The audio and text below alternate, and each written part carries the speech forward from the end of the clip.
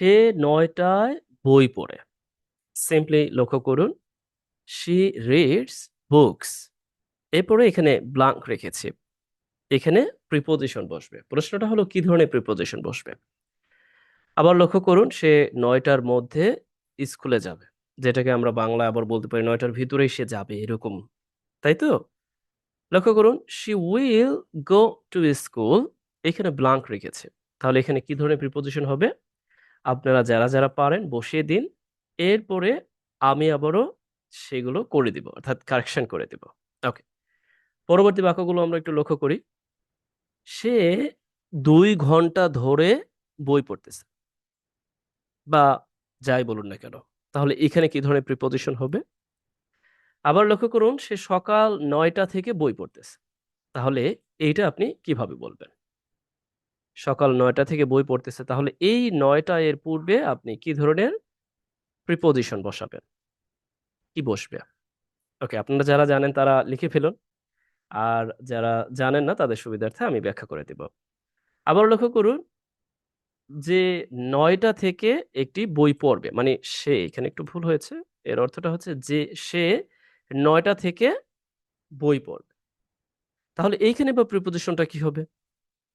আবার এই বিষয়টি লক্ষ্য করুন যে সে ৯টার দিকে বইটি পড়েছিল বা পড়া শেষ করেছিল। এখানে বা প্রিপোজিশন কি হবে? আগেই বলে নিই, এখানে যতগুলো বাক্য দেখতে পাচ্ছেন প্রতিটা বাক্যেই ভিন্ন প্রিপোজিশনের ব্যবহার হবে অর্থের ভিত্তিতে। তাহলে বুঝতেই পাচ্ছেন যে আমরা সবসময় যে পড়ে এসেছি ছোট সময়ের পূর্বে অ্যাড বসে, ছোট সময়ের পূর্বে অ্যাড বসে, এই ভ্রান্ত ধারণা থেকে আমাদের বের হয়ে আসাটা জরুরি। তাহলে কিভাবে বুঝবো আসলে ভিন্ন প্রিপোজিশন কি বসবে? আসুন তাহলে একটু করি। প্রথমত আমি একটু বলে যাই যে এখানে বসবে অ্যাট।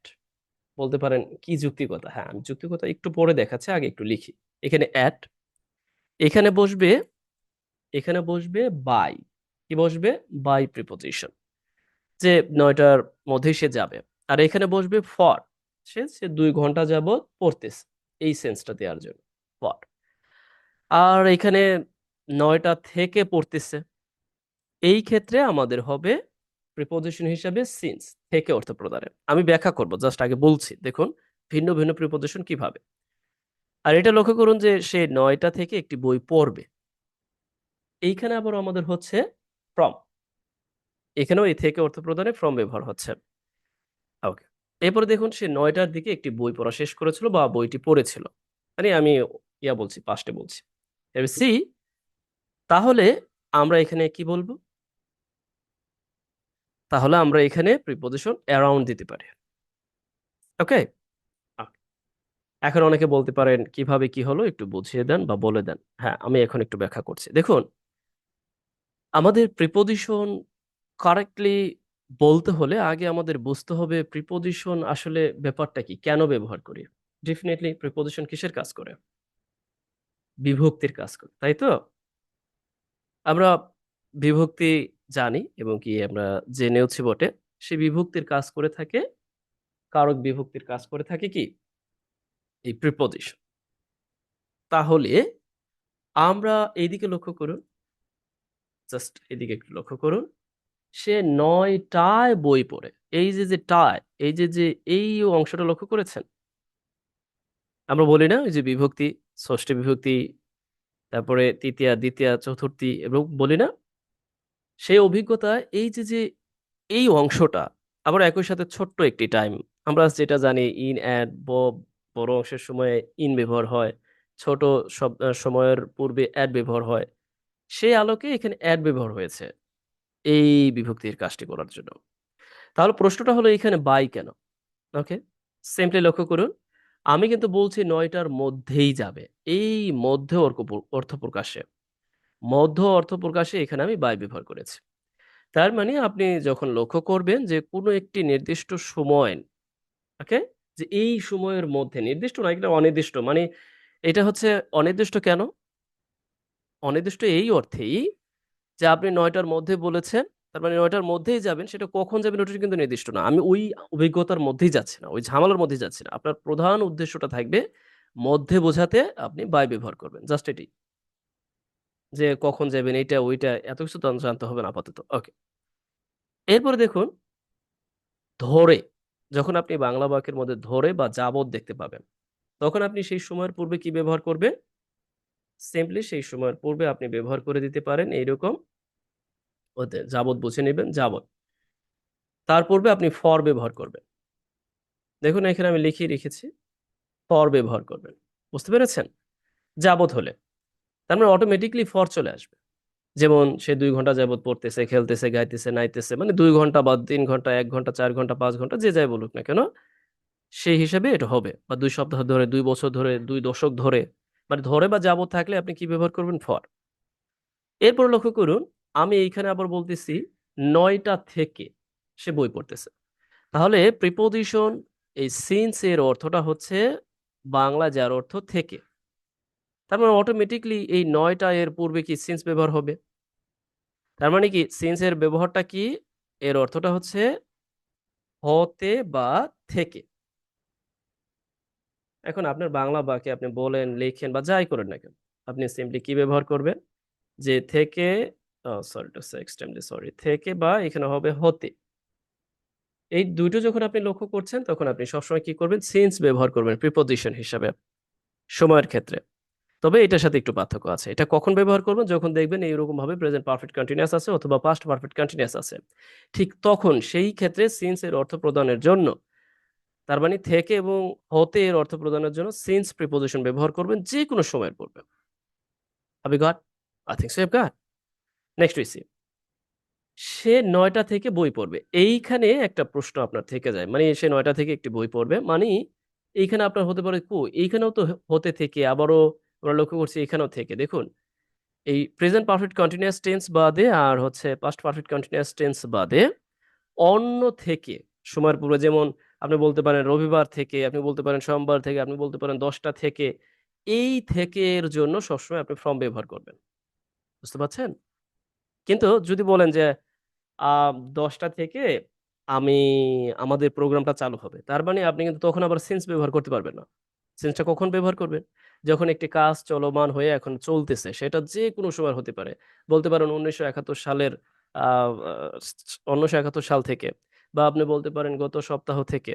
সেই থেকে এর পূর্বে আপনি সিন্স ব্যবহার করবেন। কিন্তু ভবিষ্যৎ বোঝাতে বা অতীত বোঝাতে হয় না, যেমন আপনি একটা গল্প বলতেছেন, আপনি বলে ফেললেন যে হ্যাঁ ৯টা থেকে ১০টার মধ্যে, তখন আপনাকে এই থেকে এর জন্য ফ্রম ব্যবহার করতে হবে। আবার আপনি বলতে পারেন আমি ১০:৩০ মধ্যে যাব। ১০:৩০ মধ্যে গেলে আপনি বাই, আর যদি বলেন ১০:৩০ থেকে আমি ওইটা করব, তখন কিন্তু আবারও আপনাকে ফ্রম ব্যবহার করতে হবে। তার মানে এটা নির্ভর করতেছে কিসের উপর? আপনি বাংলা বাক্যে এই যে বিভক্তি আমরা যেগুলো পড়ে থাকি, বিভিন্ন ধরনের যে বিভক্তি, আ আর যেখানে আপনার বিভক্তি নাই সেখানে আর হয় না। এটা মাথায় রাখবেন। কেমন? যেখানে বিভক্তি নাই সেখানে আর হয় না। ওকে। এগুলো কিন্তু নরমাল প্রিপোজিশন এর কথা বলছি। আমি কিন্তু অ্যাডভার্বিয়াল কথা, মানে অ্যাডভার্বিয়াল যেগুলো আছে, গ্রুপ ভার্ব এর কথা বলছি না, অ্যাডভার্বিয়াল ফ্রেজেস এর কথা বলছি না, প্রিপোজিশনাল ফ্রেজেস এর কথা বলছি না। এগুলো নরমাল ব্যবহারের জন্য সেগুলো বলছি। আবার এই বাক্যটিতে লক্ষ্য করুন, সে ৯ টার দিকে বইটি পড়েছিল। সিম্পলি লক্ষ্য করুন, আমি কিন্তু ৯ টার দিকে বলছি, মানে ৯ টার কাছাকাছি সময়ে। এইজন্য আপনি প্রিপোজিশন অ্যারাউন্ড ব্যবহার করলেন। কারণ এর অর্থটা হচ্ছে দিকে, মানে কাছাকাছি আরকি। হয় না আনুমানিক, আমরা বলি না ৯ টার দিকে, ৯ টার কাছাকাছি সময়ে সে এটা করেছিল। বা আমরা অনেক সময় বলি ৯ টার কাছাকাছি সময়ে অ্যাক্সিডেন্টটি ঘটেছিল। সেই অর্থ প্রদানে আপনি অ্যারাউন্ড ব্যবহার করবেন। বুঝতে পারলেন? এখন অনেকে বলতে পারেন কিভাবে কি হলো, মাথার উপর দিয়ে গেল। মোটেই না, আপনি আবারও আমি একটু বলে দিচ্ছি। সিম্পলি আমরা বোঝাতে ছোট্ট সময়, সিম্পল হোক, সেটা পাস্ট হোক, যেকোনো টেন্সই হোক না কেন, আমরা স্বাভাবিক অর্থ প্রদানে বিভক্তি এর কাজটি করে থাকি। এই আ, এর কাজটি অ্যাড দিয়ে করে থাকি, বিশেষ করে সময়ের পূর্বে। কিন্তু যখন আমরা ভবিষ্যৎ বোঝাবো বা মধ্যে বোঝাবো যে হ্যাঁ ১০ টার মধ্যেই আমি যাবো। আবার অতীতের ক্ষেত্রেও হতে পারে যে ১০ টার মধ্যে আমি গিয়েছিলাম। সেটাও হতে পারে। কেমন? বাই বসিয়ে দিলেন। আর ধরে বা যাবত বোঝাতে আপনি ফর বসিয়ে দিলেন। আর থেকে বা হতে বোঝাতে আপনি সিন্স বসিয়ে দিলেন বাংলা বাক্যে। তবে এইটার ব্যবহারটা এইটা লক্ষ্য করবেন যে এই সিন্স প্রিপোজিশন থেকে বা হতে অর্থ দিতে শুধুমাত্র প্রেজেন্ট পারফেক্ট কন্টিনিউয়াস টেন্স এর ক্ষেত্রেই এবং পাস্ট পারফেক্ট কন্টিনিউয়াস টেন্স এর ক্ষেত্রেই ব্যবহার হচ্ছে। বুঝতে পারছেন? মানে সময়ের পূর্বে। অন্যান্য ক্ষেত্রেও ব্যবহার হবে, নো প্রবলেম। এমনি নাউন বা নাউন ফ্রেজ এর পূর্বে ব্যবহার হতে পারে। বাট হিয়ার উই সি যে আমি বলছি শুধুমাত্র সময়ের ক্ষেত্রে আরকি। যেকোনো সময় হতে পারে এখানে। এখানে যেকোনো সময় হতে পারে। ওকে? এখন অনেকে বলে নির্দিষ্ট, অনির্দিষ্ট। ভাই আমি আপাতত নির্দিষ্ট, অনির্দিষ্ট মতো যাচ্ছি না।